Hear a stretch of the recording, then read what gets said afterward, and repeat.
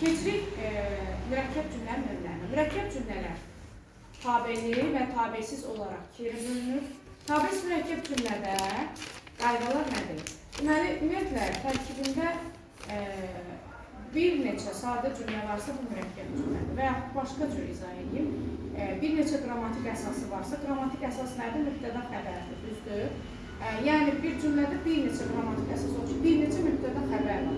Amma belə deyək də, bir-biri ilə əlaqəli mübtəda xəbərdən söhbət gedir. Məsələn, mən oxuyuram, sən yazırsan tipdə. Yəni, hərəsi özü ilə bir qarşılıq yaradır burada.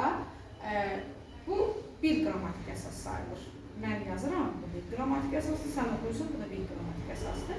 Yəni, bir neçə qrammatik əsasdan ibarətsə, bunlar mürəkkəb cümlədir. Mürəkkəb cümlə isə tabeli və tabesiz olaraq ikiyə bölünür. Tabesizdən başlayaq. Tabesiz odur ki, adı üstündə. Siz onu məncə saçinyonlu deyirsiniz də. Paçinyonlu tabelidir, düz dedim. Saçinyonlu tabesiz. Paçinyonlu tabeli, saçinyonlu tabesiz. Bu tabesizdir. Deməli, tabesiz mürəkkəb cümlədə sadəcə orada məna əlaqələri yaranır. Deməli, birinci, gəlin ayrı-ayrı yazaq, zaman, əlaqəli, tabesiz, mürəkkəb cümlə. Bax, bu ad olaraq belə yazılacaq. Sonra, ardıcıllıq, əlaqəli, tabesiz, mürəkkəb cümlə. Sonra, səbəb, nəticə, əlaqəli, tabesiz, mürəkkəb cümlə. Sonra, qarşılaşdırma,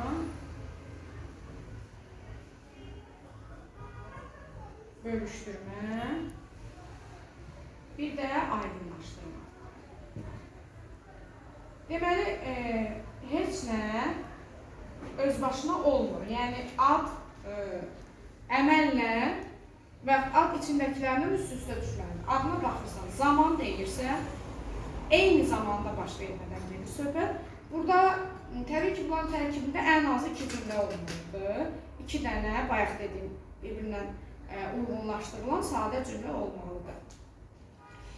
Və bunlarda sayla da bilirik ki, hansında təxmini neçə cümlə olur. Məsələn, zamanda bir neçəsi ola bilər.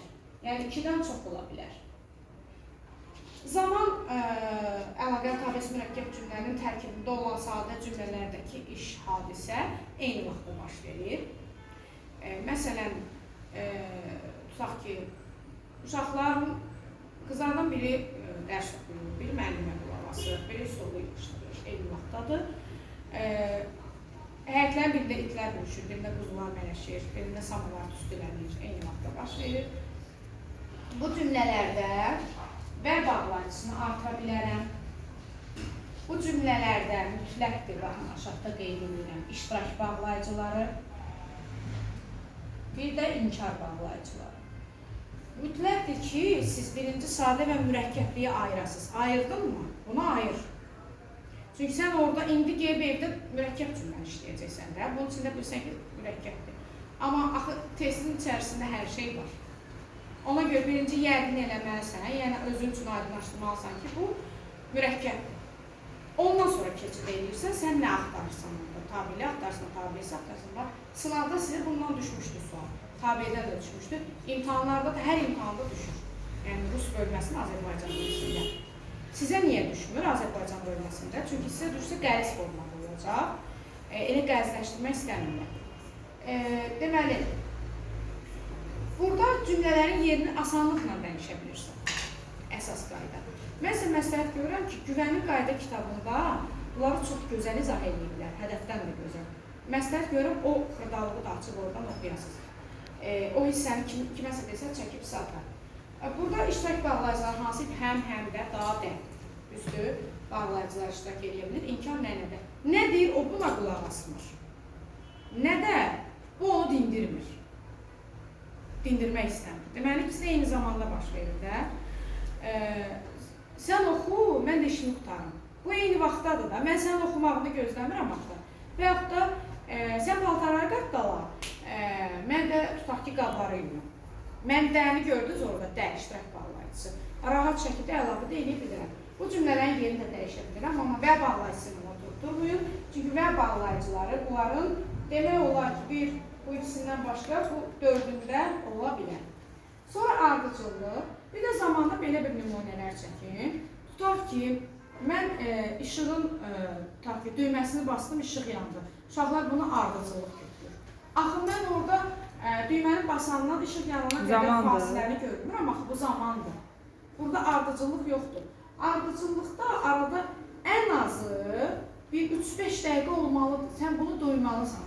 Və yaxud da yer guruldadı, neft fontan vurdu. Uşaqlar deyir ki, tutaq ki, bu ardıcıllıqdır. Gəlin belə deyək. Düzdür, 99% cümlədə zamanda yerini dəyişə bilirsən. Amma dəyişə bilmədiklərin də var. Bax, mən bunu özüm bura analiz edib daxil edirəm. Məsələn, yer guruldamalıdır ki, neft fontan vursun. Amma bu ardıcıllıq deyil, çünki guruldamağı ilə fontan vurmağı eyni vaxtda baş verir.